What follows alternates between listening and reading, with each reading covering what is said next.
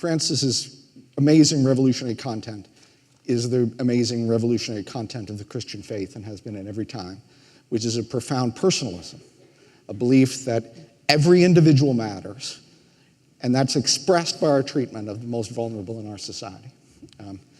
And that is a consistent theme here. No one can be reduced to less than human. No one can be dismissed. No one can be marginalized. It's the thing that transformed the Roman Empire. It's transformed every society. It's what he's calling attention to in his own ministry. He draws both the personal and the public implications of that. Any human system at odds with this principle is criticized. And that's true, including extreme individualism in its capitalist expression.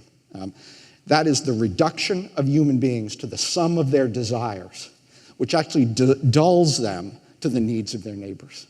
And it is a very profound restatement of that doctrine. I don't think anyone will find this unfamiliar, but it is really vivid. This is a statement that any society that is content with poverty and hopelessness is not reflecting the values of the faith. And any believer who is content in such a society does not understand their own faith.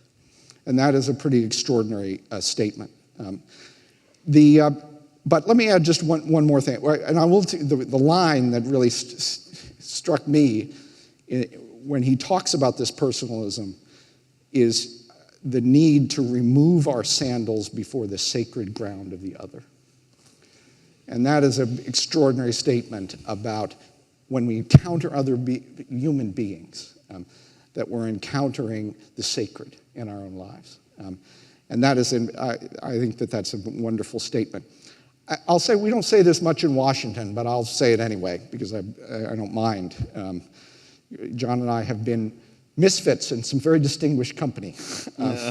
Republicans and Democrats who don't get some of these issues. But I would say that at the heart, that for all of this discussion, the reason that Francis is powerful and attractive to so many is because he talks about Jesus and because he acts like Jesus. And that is the source of power and authority in the Christian church, in all of its expressions. It's what's drawn so many Catholics back to this faith. It's what attracts so many people outside the faith to this Pope. And I would only conclude by saying that a church that looked like this would transform the entire world.